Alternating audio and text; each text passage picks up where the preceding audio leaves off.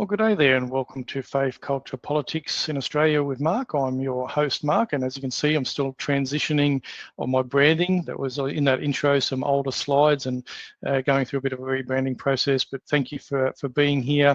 And as always, encourage you to hit that like and subscribe button. And if you have the means, if you can support by buying me a coffee, I'd appreciate that as well. And today's guest, we've got another really powerful guest today, a really strong Australian, a voice in the Australian community, and I'm going to just give you a quick intro into her now, and it's Kirralie Smith. So I'm just going to share screen now and give you a quick intro for those that may not be aware of Kirralie. But she's an Australian mother and social activist best known for her advocacy on issues relating to child safeguarding, women's rights, and the impact of gender identity policies on law, education, and healthcare. She is the founder of Binary Australia, an organisation established to promote sex-based rights and to advocate for policies that distinguish between biological sex and gender identity, particularly where these distinctions affect women and children. Smith's activism emerged from her concerns as a parent, particularly around the introduction of gender identity frameworks in schools and medical settings. She has argued that children should be protected from medical interventions she considers premature or insufficiently supported by long-term evidence, and she has called for greater transparency, safeguarding, and parental involvement in decision-making. Through Binary Australia, Smith has engaged in public education campaigns, policy submissions, media commentary, and legal challenges aimed at testing the balance between sex-based rights, freedom of speech, and anti-discrimination laws. She has been a vocal critic of aspects of transgender activism, particularly where she believes it conflicts with women's single-sex spaces or limits open to debate. Smith's work has attracted significant public attention and controversy. Supporters describe her as a principled advocate for women's rights and child welfare, who raises legitimate questions about complex social and medical issues. Critics argue that her positions contribute to stigma or exclusion of transgender people and have categorised some of her advocacy as harmful or divisive. Smith has consistently rejected accusations of hatred or discrimination, stating that her focus is on policy, evidence, and safeguarding rather than on individuals. Kirralie Smith remains a prominent and polarising figure in Australia's ongoing public debate about gender identity, children's welfare, free speech, and the scope of anti-discrimination law. So welcome, Kirralie Smith. Bit of an intro there, but I think that pretty well captures your journey and what you've been doing. But obviously, you can explain a little bit more about where you've come from, what brought you to this sort of prominent advocacy in the community. So welcome. Thank you, Mark. That was quite the introduction. I guess when you get into midlife, there's a lot that can be said, isn't there? And we've had a lot of experiences and done a lot of things that have led us to this point, and they're just some of those things, I guess you'd say. Yeah. Look, and not to harp on it too much, I become aware of you back 2015 when you were covering another issue in regards to food labelling and so forth, and followed quite a bit of your work back then as well. And so you've been at the forefront of quite a few, quite open and public debates. So it doesn't seem like you're intimidated much or much scares you off. It seems like you've built a bit of a thick skin. I have, but that really comes from my faith. I am a Christian. I have a Bachelor of Theology. I have followed Jesus since I was 17 years old. And he says of himself in the Bible that he is the way, the truth, and the life, and no one comes to the Father except through him. And for me, the truth isn't an idea or a concept. The truth is a person, and his name is Jesus. That's what he said about himself. So I feel really confident in the truth because it's him. It's not some idea that I have to defend. It's not some ideological position. It just simply is what's true. So I don't find it that difficult, and it's not about me. I just get to be salt and light in this, and I'm very much an accidental activist. You were referring to the work I did with Halal Choices from 2011 through to about 2017, and that was really accidental. I didn't go out. I didn't set out to expose the fraud and the difficulties with halal certified, like the paid halal certification in Australia. I stumbled into it. As a result, I ended up with quite a large platform and really believe that God called me to be a good steward of that platform. And so ever since, I guess I've just been immersed in the political world. But freedom is something that I am extremely passionate about. Again, being a Christian, I believe it's the fundamental core value of God's heart, that he's who he is built on freedom. He doesn't impose himself on anyone. He doesn't force anyone. There's certainly consequences to actions. But if we don't have freedom to choose, freedom to debate, freedom to engage in ideas, then we're in a really dangerous position. And that's what I'm finding myself in personally, being censored, being penalized for speaking truthfully. But our country is going to face some really dire consequences if we cannot speak the truth, whether it's about faith, culture, politics, what you stand for here on the podcast, Mark. Yeah, no, exactly right. And we've come a long way from, I often say when we all come together, all the states come together. In 1901, our constitution says, all the states come together and under the blessing of Almighty God. In 1901, 98% of Australians identified as Christian. I think we're down to about 44% now of people that identify. But again, there's a lot of self-censoring nowadays as well. And it's really encouraging to see, I guess, people like yourself and others that aren't afraid to, glorify, the Lord Jesus Christ and talk openly with honesty and take on board whatever comes as a result of that, which is really, really good to see. And unfortunately, there's a lot of people in Australia, particularly Christians, that almost seem to self-censor themselves because of the attacks that come at them. It's a kind of a concern, isn't it? Have you noticed that within your sort of groups or in your sort of sphere? Look, it's very polarized, I guess, in many ways, and very diverse, even in the Christian world. I think there's a real identity crisis that people, one, don't know who they are because they don't know who God is. And if we look at history, we look at other cultures, Christians have always been persecuted for their faith, which is rooted in the truth. And it doesn't matter what age, what country that has happened in, that's what it's always boiled down to. And we've had a very comfortable existence here in Australia since our inception. And now, the rubber is hitting the road. We are starting the battle lines are drawn. We have to make a decision. If we're going to call ourselves Christian, then we have to stand on the truth. And that's going to be challenged on many different fronts. I am particularly in the gender space, but there's many, many different fronts, particularly all the sanctity of life issues, whether it's abortion, euthanasia, the gender stuff. It goes across the board, and there is a real attack on religious faith and freedom. Again, I don't think we should be banning necessarily other faiths or cultures, but what we should be able to do is openly criticize and openly engage in vigorous debate, because the facts will stand for themselves. And I'm not afraid of the facts. And I know that many others are. And unfortunately, the Labor government at the moment doesn't want the truth to be spoken in any of these areas. And so instead of engaging in that vigorous debate, they penalise, they punish, they gaslight, they, threaten, they do all of those things to stifle debate. And that's really unhealthy and really dangerous. Yeah, no, very well said. And I think most Christians would accept the fact that if there was a controversy within the church or amongst Christians, that you ought to be called out, and we're big believers in that. We're not immune to, we're all sinners. We all fall from the grace of our Lord. And if we're doing something wrong, we should be called out. And that should be the same for every, whether it be an ideology, whether it be a religion, whatever, regardless of which one it is. It should be able to be scrutinized for what it is at the end of the day. So you mentioned obviously the halal case. So before that, was it kind of just life as normal? Like you're obviously a mum, a grandma, you're a strong Christian woman. What were you up to before the sort of halal case? Or is it just life as normal? Yeah, family is still today my number one priority. Faith and family are the two things that get me out of bed in the morning. So I'm a mother of 3 children. I fostered 5 children over the time, but 3 of them are very much still in our lives. They're now adults having their own children, which is fantastic.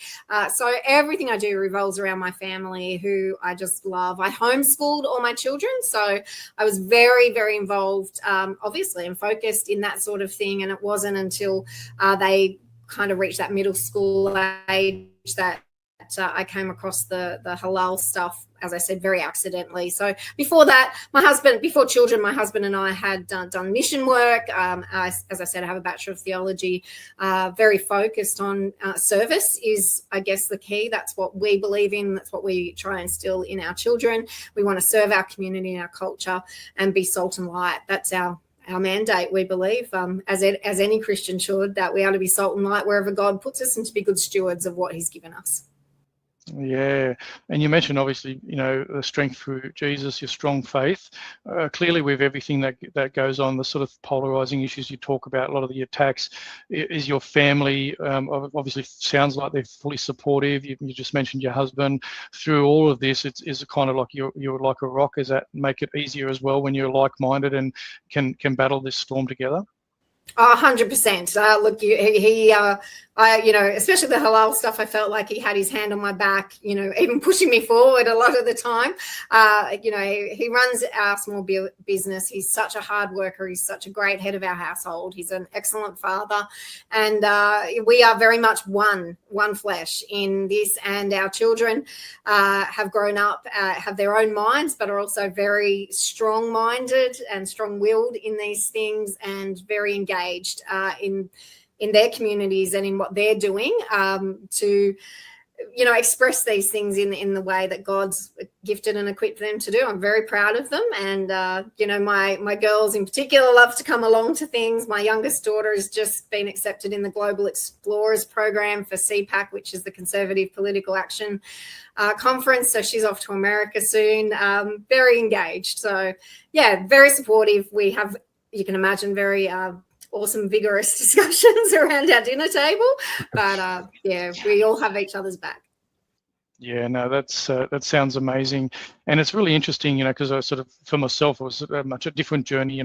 5 years ago is when I kind of woke up to the way the world is. I was very, very naive and just living life. You're raising a family, you're paying the mortgage or whatever. Not a cradle Christian. I come, to my faith later on in life. But you've sort of been in the thick of it for a lot of years. And for me, it's really interesting to see the people that sort of have been in this fight, not just during COVID was a big eye opener for me, but people that have been in the sort of fight against what's been going on for a lot longer. So the halal thing was one thing, but this is a whole different beast that you're up against now, because the legal cases brought against you, and at the crux of it, it really is punishing you for speech and saying that speech is actually causing violence to another person. Now that, to me, to any rational person, sounds like a very slippery, a massive slippery slope. To be able to accuse someone of committing violence towards another person based on what you've said, and this is kind of what you're going through at the moment, isn't it? Yeah, 100%. So in 2017, during the same-sex marriage plebiscite and debate that was going on nationally, I wasn't a formal part of the Marriage Alliance. I did, obviously give support to them, but I wasn't a formal part of it. But I did do some videos that went viral. And in those videos, one of the warnings, there were several, but one of the warnings was that if we redefine words like marriage, we will end up redefining other words. Now, to all of our shock and horror, that has happened far more quickly than any of us could have ever imagined. And also what it meant was that the safeguards and the gatekeeping over our children basically was eradicated overnight, because when you redefine that language, it means that automatically children were targeted with sexualized content and material, which is extremely disturbing and, again, very dangerous. And so I was approached after the fallout of that to begin an organization called Binary, which deals with gender ideology in Australia and how it's impacting families in particular. We stand for the protection of parental rights, child safeguarding, and women's sex-based rights. Because what we also discovered was that in 2013, Julia Gillard, one of the last acts as Prime Minister, was to remove the definitions of sex from the Sex Discrimination Act. Like, how bizarre is that? So there's no protections for male or female, only protections for people who identify as male or female. Now, we've seen that that was done in 2013, but the trigger wasn't pulled till 2017.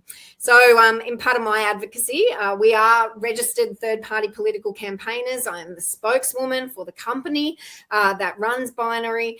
And in my advocacy work, but also as a mother, I identified males in female sport in Australia. Now, we've seen it around the world. I'm sure most of your viewers and listeners have heard of Leah Thomas, who was a massive built swimmer. His name's William. He was ranked 400 and something in the world as a male and moved up through the college ranks in America. We saw his image and how disturbing it was because he's massive compared to the women that he was competing against. There's a big controversy, out of the Olympics recently where Iman Khalif, a male boxer, was literally smashing a woman's head in, and we called it sport. There's all of these things going on around the world where men are being identified in female sport. But here in Australia, if you do that, what's happened to me is I've been put under an apprehension of violence order, and I also have been found guilty of vilification for identifying these males. Mind you, let me be really clear, the identification took place from the sporting websites themselves. The actual organisations put the information out there. I simply reposted it and asked the question and used it in my political advocacy, because if you don't have the examples, people don't believe it's actually happening. And the process of being found guilty, I've been ordered to pay $95,000 in damages to those men and to make some very contradictory statements online. So where we're up to with that is that that process is under appeal. I have been granted a stay by the courts, so I don't have to pay the fines the damages or post those statements online yet. It will go to an appeal at the New South Wales Supreme Court, and depending on how that goes, it may end up before the High Court. So I can't go into details, but basically where we're at is if you speak the truth and if you identify people from the public domain, this isn't doxing, this isn't going out of your way to find the information, this is using the information in the public domain, you could find yourself on the wrong side of the law that defies the law of nature. Yeah, well, that is huge, and it should concern every single Australian. I guess not just people of faith, but this is really just weaponising speech through our courts, and that, isn't it? So, luckily at the moment, obviously you got the stay on there, so you don't have to. So was that 95 per individual, or is that divided up between the both from there, and a public apology as well, or nothing like that? Technically not an apology, it's a statement that I can't go into the details, but no, understand. Yeah, so this is all, and again, a lot of commentators say part of a lot of what's happening in this space is also the process is designed to wear you down. So the whole litigation and all that, and I suspect, people in this space are getting funding to be able to bring cases against you. There's a lot of money that's behind this, because a lot of people say that there's actually an agenda, a much deeper agenda behind this. So it's very well funded. And it's taxpayer funded too, Mark. Like the other side, the people bringing these actions against me are taxpayer funded, and they have government grants. It's an international lobby agency, all of those things. I have to do all the fundraising myself, and it has far exceeded $95,000, I can tell you that. It's been going on for more than 2 years now, and there is no end in sight in the immediate future. So hundreds of thousands of dollars, well up around the $500,000 at the moment, and it could go a lot further than that. Oh, wow, that's a huge amount of money, and that's obviously the cost of the taxpayer as well. And have you got a lot of support in regards to people supporting getting behind you? Because obviously this is a massive concern for every Australian. So anybody that can, I guess, chip in does chip in, and you've got some other supporters and that are able to assist financially. Yeah, look, we have a mailing list at binary.org.au, and we have about 50,000 supporters there. And I have been overwhelmed by their generosity and their grace, their prayers, their support. And they've just been so consistent in answering the call every time I've asked for those funds.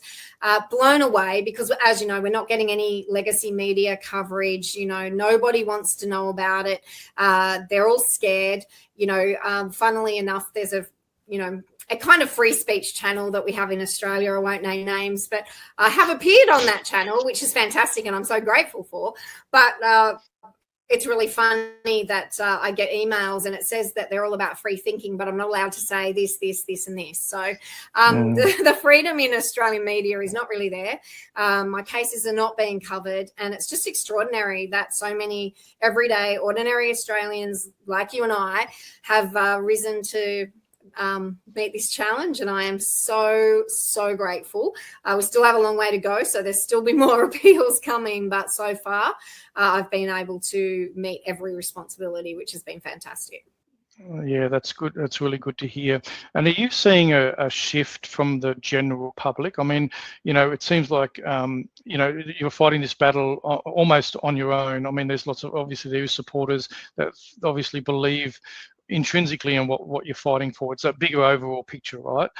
So people understand that. But are you also seeing a shift, you think, in just the ordinary public that's so sick to death of having this kind of content that's been taught at schools, this deliberate and ongoing attack on our kids in lots of aspects of their life? Are you seeing a bit of a shift in the public sort of for that?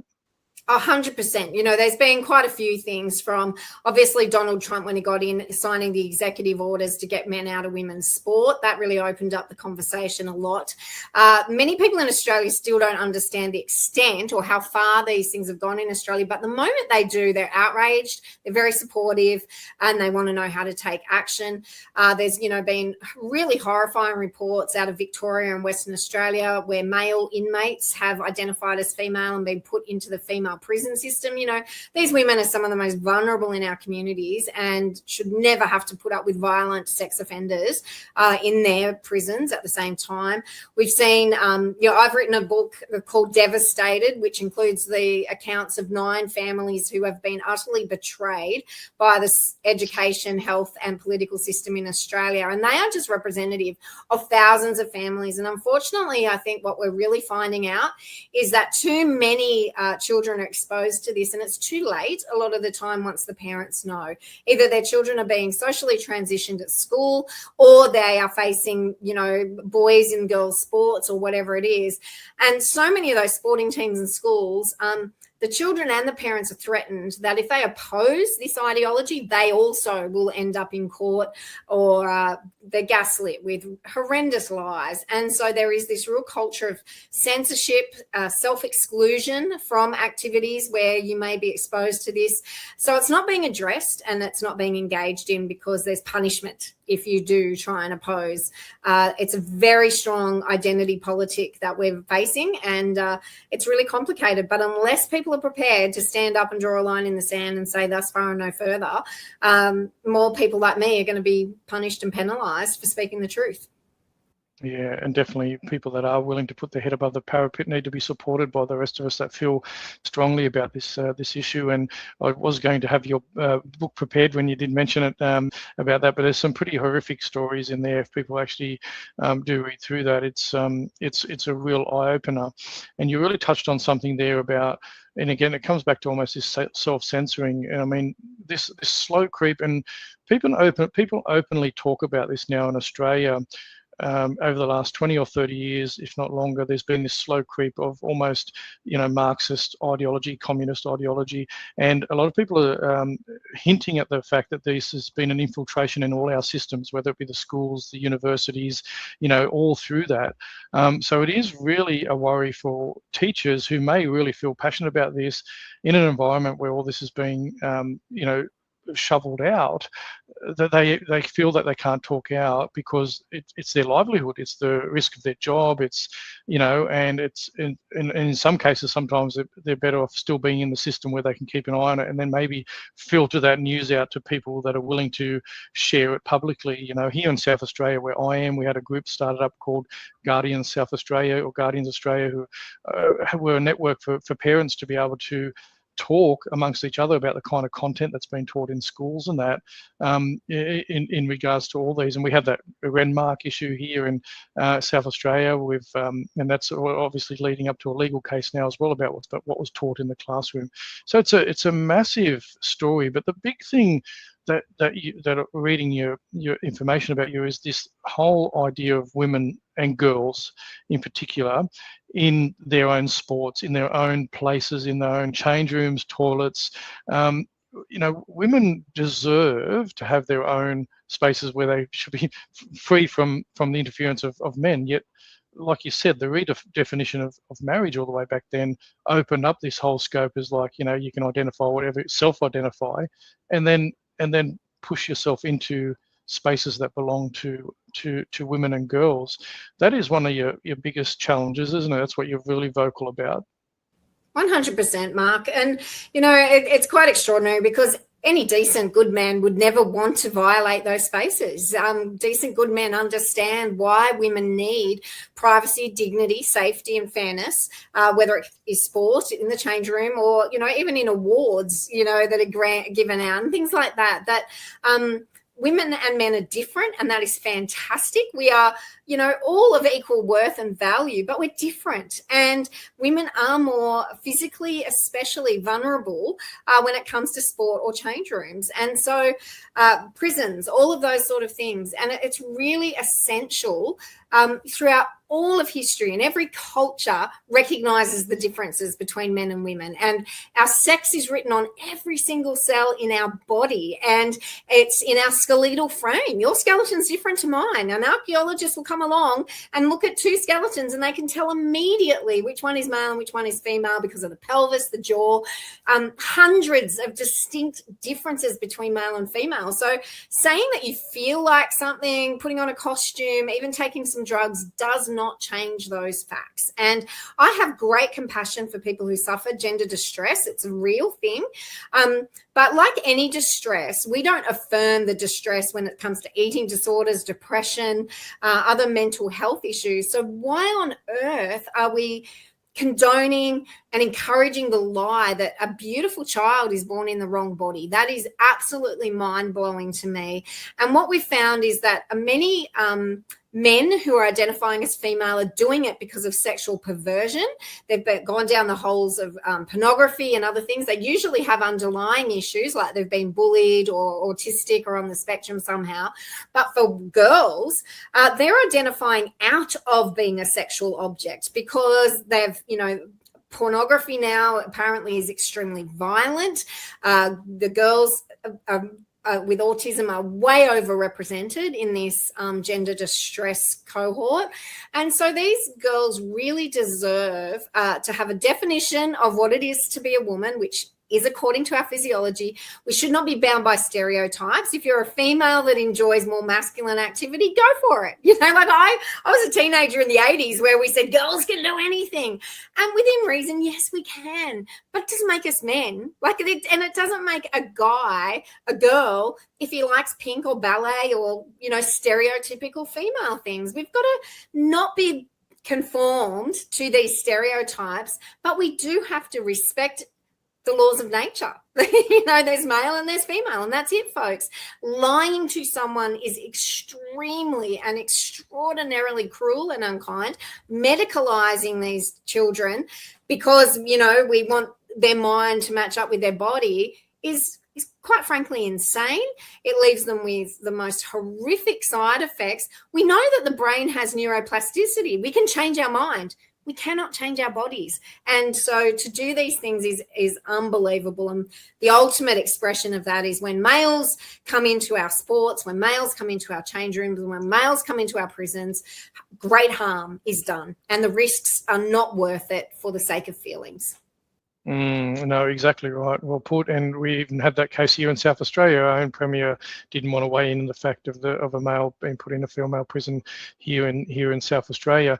But we're really up against an uphill battle in our country when we've got our top health bureaucrats publicly and openly declaring in question time in front of Senator Alex Antic, who doesn't mind, he doesn't pull his punches, and not being able to define what a woman is, openly asked, and they had to take that on notice. Now, that really just sums up where we are as a nation when we have our top health bureaucrat not being able to define what a woman is. And this is really concerning for me. But yeah. They absolutely know what a woman is. They are playing a game. They are telling lies, which, there's the old adage, isn't there, that, how do you tell a politician is lying? Because their lips are moving. These bureaucrats are in, some of them are in a rock and a hard place because of the law. But I don't know how they sleep at night, honestly, or look at themselves in the mirror, because they know exactly what a woman is. They know that men cannot be women. They know that women don't have a penis. They know these things. They're playing games, and it really has done and will continue to do extraordinary harm to our society. Yeah. Well, it seems like the courts are going to be this place where it's all going to be continue to battle out. We've just obviously had a bit of an effect with Tickle v. Giggle, and that was obviously another really powerful, case to highlight through this time. So was that very surprising to you, that judgment that come about from that? Oh, look, it's horrendous. Sal is a good friend of mine. We talk a lot because, not many people obviously are in our position and are going through this. And, Sal faced the ludicrous situation where a federal court judge stated on the record that humans can change sex. Now, there is no evidence, there's no factual basis to that. He's made this ridiculous statement, and then made a judgment that Sal indirectly discriminated against Roxy Tickle, a man, because Sal excluded Roxy Tickle from her female-only app. And that is all still being appealed at the moment too, all before the courts. Sal appealed that, but so did Roxy Tickle. He didn't feel like he got enough money out of that. So he's also counter-appealed, and a decision is due any day on Tickle v. Giggle. I mean, you couldn't even write that in a script, could you? Tickle v. Giggle, how ridiculous. Or Giggle v. Tickle, that's going both ways now. And it really is disturbing that the Sex Discrimination Commissioner, the Human Rights Commission, intervened in that case to also say that humans can change sex, that men can be women. At one point, I think it was I can't remember who exactly, but they said, because this man wore a V-neck T-shirt and had long hair, he must be a woman. Like, how do you do anything but laugh at something so incredibly stupid? I just can't believe that people would let that come out of their mouth. And yet this is on court records, transcripts. This is what they're arguing, when we know that, a child can identify male and female. They can't do a lot of other things, but they can look straight away and know whether a human body is male or female. And it is absolutely ridiculous that we're at this place in Australia where our highest paid bureaucrats are too afraid to speak the truth. Yeah, absolutely. So what hope have others got, like I said, in the schooling system and other places, universities, but it goes much deeper than that. And a lot of people, don't necessarily agree with this long bow that's been drawn in regards to this new anti-Semitism legislation that's just been passed. But I have raised concerns, and other people are hinting at it, that it can go further. What's to stop? At the moment, it's really just about religious. What the Greens are hinting at in particular, because they're great at bringing us into the LGBT space and that. Your case is at the state level, but the concern with this is that it ends up being coupled in with this federal legislation, which could be a slippery slope. Are you got concerns similar to that as well in regards to that? Absolutely. I believe that, we see them always, give them an inch, take a mile. That's exactly what they do, whether, the Greens are more extreme than Labor, but they're both very far left. They want to shut down any sort of opposition or debate in this space. They definitely want to protect the LGBT space with, extraordinary powers that really defy truth. They defy nature. They defy reality and common sense. And I do believe that that's part of the end game, that they want to shut down any narrative that opposes them, from climate change to religion to gender, whatever it is. We saw it in the COVID years that, unbelievable things that went on during that time. The government wants power, and it's part of that Marxism that you were talking about earlier, that when there's big government control, they dismantle the family because there's power in the family unit. There's independence in the family unit. When we are critically thinking, when we're relying upon each other instead of the government, we have the power. But if they grow bigger, the bureaucracy grows bigger, they take the power, they disenfranchise families, and it's not a good place for any of us to be. No, exactly right. And they talk about, you committing violence in your speech, but one of the really uncomfortable things for me, and people are writing into that, this space a lot, is the actual physical attack on children in regards to how they're feeling. So one part of it is puberty blockers, but then you have obviously the surgical interventions for children whose minds are still developing. There's so much evidence there that says that children, the brain doesn't fully develop until you're in your early 20s and there's so much going on in children, yet they're being encouraged to chop off body parts and take these drugs that ultimately are detrimental to their long-term health and well-being. And it's been proven. I'm seeing some shifts in other states, in some other countries in regards to that, but South Australia still is an open slather with puberty blockers. They claim there's a lot of doctor's intervention and all that sort of stuff, but it's still able to be prescribed. I've written to bureaucrats here about a pause, similar to what's been done in other states, until the evidence, until these reviews are being done and international reviews are being done. What's your thoughts on that? Yeah, well, they don't want the reviews because they know that they already know what the outcomes are. The outcomes are very bad for puberty blockers, cross-sex hormones, and surgical interventions, because it leaves children who, can't consent to pretty much anything else. They even need permission notes and a lollipop lady to cross the road to go to school because they're not capable of doing things. And, this whole idea that children can consent to changing their sex is utter nonsense, because it's not even a thing. No one can change their sex. So these puberty blockers take away the human right of a human being to go through and mature to adulthood. There's no other way to become an adult than to go through puberty, and to block this or to pause it, to disrupt it in any way, shape or form is a really basic fundamental human right issue. It's leaving children, this isn't discussed very often, but there's statements from medical practitioners that boys who go on puberty blockers will never experience sexual orgasm.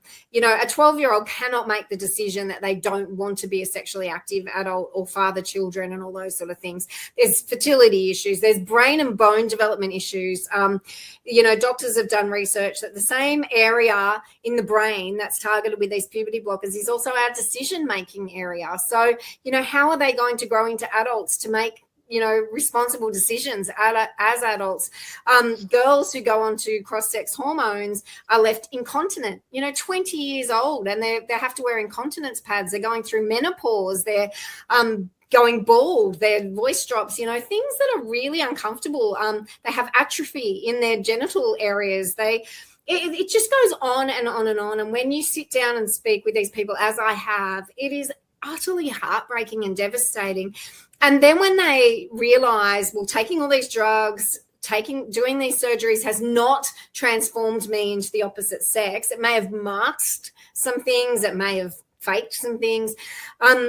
They're then left, and in Australia, they're really left out in the cold, because the medical profession then don't want to deal with them. They go, we don't know what to do with you. We know how to help you if you want to transition, which is, a lie in the first place. But then they're left. They don't know how to deal with all the side effects and the fallout. So it is the ultimate cruelty, as far as I'm concerned, and a huge infringement on human rights. And there's going to be a lot of lawsuits coming. There's already a few underway. And I think at the end of the day, it's probably, yes, we'll fight these things in the courts, but it will be the detransitioners and the parents who are fighting these things that are really going to turn the tide, because insurance companies will back out of protecting the medical practitioners. There will be no avenues left. But unfortunately, in the meantime, a whole generation of children are being exposed to a lie that's causing great harm. Yeah, and you mentioned the court cases. There was just a recent development of $2 million payout to someone that was obviously injured as a child through these procedures. And there's a lot, again, the other side of that is the brave detransitioners that are speaking out, actually also then being vilified just for speaking out by their own community. They attack them and that as well. I mean, Chloe Cole was over here doing a tour. She's very bravely spoken out about a lot of this, as have others. There's obviously others in Australia as well. So there's just a whole generations of pain still coming. So, you know, and the voices like yours and others need to continue to be able to be shared out there. And obviously you're quite open and public in your own space. And I think just being able to give you the opportunity to be able to get your voice out and others to talk into this and really have people waking up. So, you know, do you think there's still a lot of people out there that really just have no idea that this is happening, but would be shocked? You know, I mean, we talked before about 100%. People waking up, but there's still, yeah, I really do. I come across it all the time, you know, moving around in my community, you know, just different events. And there's obviously people who do know me and know what's happening. And then they'll turn to their friend and say, have you met Kirralie? Have you heard what she's going through and what's happening? And people are utterly shocked at what's going on and just don't know what to do about it. I get people contacting me all the time from around Australia who have been put in touch with me through other parents or sporting organisations. And, you know, I think more and more people are waking up. I think that there's, you know, like the whole Dylan Mulvaney thing a couple of years ago, you know, he's obviously a guy and saying that it was, you know, 300, you know, days since he's been a girl or whatever, and then doing the beer, and it was so ridiculous. So there are some things starting to wake people up, but people are not generally moved to action until it impacts them more personally. But unfortunately, that is happening because it is happening in most schools and most sporting organisations now. So I feel like it's going to turn. I feel like culture will turn much quicker than politics and much quicker than the courts. But we just have to keep going and make sure that we do turn it around. Because I mean, the pendulum can't keep swinging. It has to come back because it is so in opposition to reality and truth that it can't be sustained. Yeah, exactly. And in the intro, I did mention, obviously, you openly mentioned this before. All the work that you're doing doesn't come from a place of hate. It actually comes from a place of love. But obviously, critics would say, "Oh, you know, you hate these people," and it's just simply not true, right? Oh, absolutely do not hate them. I feel sorry for them. I think, how can you lie to somebody and tell them that they can be the opposite sex? I just think that's so cruel. I don't think it helps their underlying issues. As I said, there's a lot of underlying issues, from being on the spectrum to autism to abuse, trauma, and other mental health issues and eating disorders. And they're the things that we should have compassion and be supporting these young people in. I just, you know, I want to be able to say to these people, you're awesome just the way you are, and you don't have to conform to stereotypes. You're amazing and incredible, and let's explore how you can express yourself in those things. But to medicalize someone, to lie to them, to expect others to lie on their behalf, that can only end in cruelty. It can only end in harm, and I'm deeply saddened by that, and I'm deeply saddened by the fracturing of families in this situation, because it's inevitable. There are family members who know the truth. I mean, they all know the truth, but family members who are prepared to speak the truth, they are demonized. They're called transphobic. You know, every parent who's been through this has been told, do you want a live son or a dead daughter? And it's absolute nonsense. It's a really cruel hoax that is being pulled on these parents, because it's just not true. What we're finding is that that suicide ideation actually increases after people are exposed to transitioning treatments, because they don't fulfill what is promised. They don't change sex. And so, of course, the depression is going to increase, and people are left with devastating side effects, and they don't know how to escape those things. So I think it needs to be flipped on its head. I'm not being hateful. I'm not being cruel. In fact, those who are advocating for these things are very hateful and very cruel. Yeah. And as Christians, we obviously have the hope, and there's a lot of stuff that's happening in the world that can get people down. And we often talk. Some of these topics are very, they're a bit of a grind to the average person. And as Christians, there is a lot of hope for us, because there's appears to be a lot of doom and gloom in the news and everywhere. What would be your message to people with everything going on? Just conscious of obviously time, but as we're sort of looking to close, what's your message to people, sort of on a positive note, in regards to everything that's going on, but what you would like to impart on people as we move on? Yeah, Jesus said it best when he said the truth will set you free. That's where we find freedom. That's where we find peace. That's where we find joy. That's where we find hope. So it's in the truth. And when we avoid the truth, when we lie, and let's face it, the devil's called the father of lies. The Antichrist is anti-truth. So if we want peace, if we want joy, if we want that full life, then we must go in freedom and truth. And so that's why, I'm not intimidated. I'm not afraid. I'm not worried about these things. There is stress. Don't get me wrong. I'm not going, woo, bring it on. It's hard stuff. But at the same time, I have been connected with the most incredible people around Australia, even those who are really hurting. I have the privilege of hearing their stories. I have the privilege of giving them a voice and being a voice for them. And as a Christian, my life is not my own. My life belongs to others. Our home church has been studying Galatians, and it really was so simple to me that the list of sins is all self-centered, about pleasure, comfort, seeking myself, whereas the fruit of the Spirit is all outward focused. It's about loving and being patient and kind and good and not self-seeking, all those things. And so that's where I find my freedom. When you serve others, when you're in community, when you do those things and you speak the truth will set you free.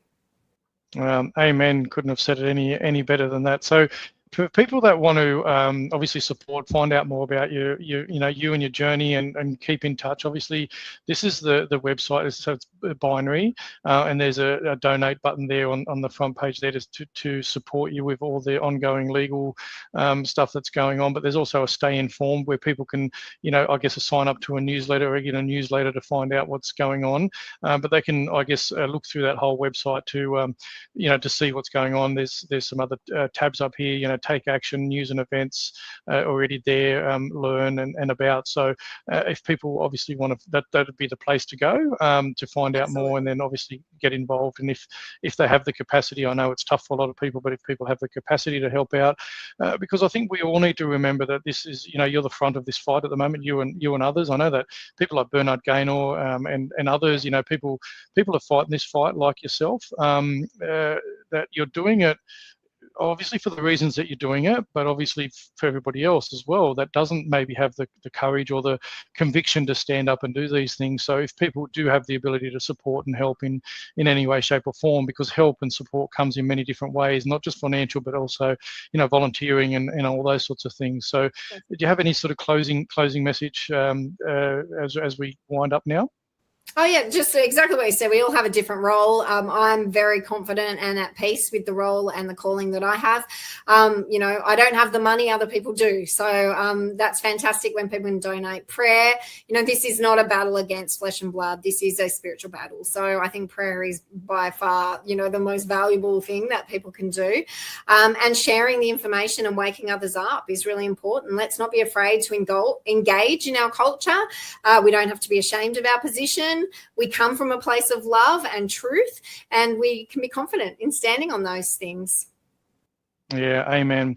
And I will continue to pray, obviously, for the work that you're doing and the ongoing legal stuff as well, and encourage others that are out there to also continue to have you and your family in the prayers and your supporter group in their prayers for you going forward. So, look, thank you so much. God bless you, Kirralie.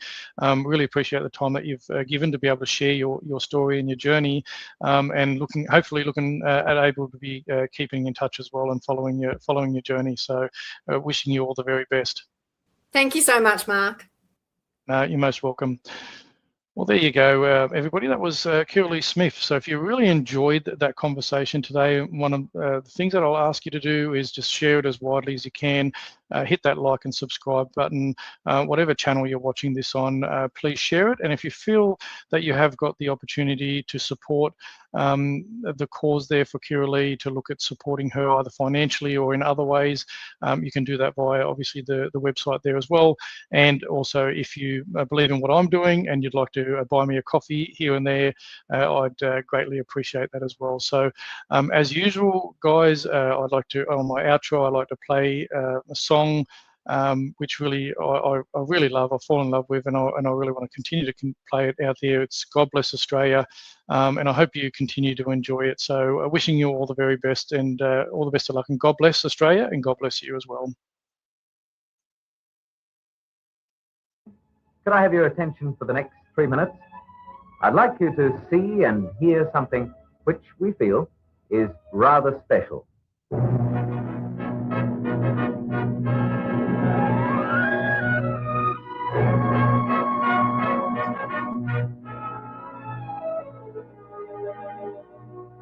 Here in this God-given land of ours, Australia, this proud possession, our own piece of earth, that was built by our fathers who pioneered our heritage. Here in Australia, the land of our birth. God bless Australia, God bless Australia, all of the land, the strong and the free. It's a homeland, to cherish for eternity. God bless Australia, the land of the free. Here in Australia, we treasure love and liberty. Our way of life, all for one, one for all. We're a peace, loving race, but should danger ever threaten us, let the world know we will answer the call. God